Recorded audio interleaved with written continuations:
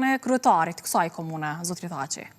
Janë shumë punë që kanë mbetur për gjysmë, por sidos që tjetë ne do të vazhdojmë punët aty ku kanë mbetur dhe kogenerimi është një ndër projektet më të mëdha që janë duke u bërë në komunën në qytetin e Obiliqit dhe në disa fshatra, por ka dhe punë të tjera që unë kam premtuar qytetarëve të komunës së Obiliqit që vendimin e parë që do ta marr është nënshkrimi i kontratës së përhershme për disa banesa kolektive që janë në qytetin e Obiliqit.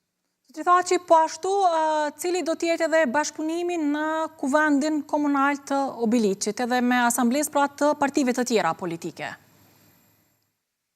Fillimisht unë dua ta përgëzoj e ta uroj çdo asamblesë që tashmë është pjesë e asamblesë dhe pres prej të gjithëve një bashkëpunim. Unë besoj shumë që do të kemi një bashkëpunim të mirëfillt, sepse i një nga një secilin, prandaj jam i bindur që do të kemi një bashkëpunim shumë të ngushtë gjithmonë për të mirën e qytetarëve tonë, gjithmonë për të mirën e komunës tonë.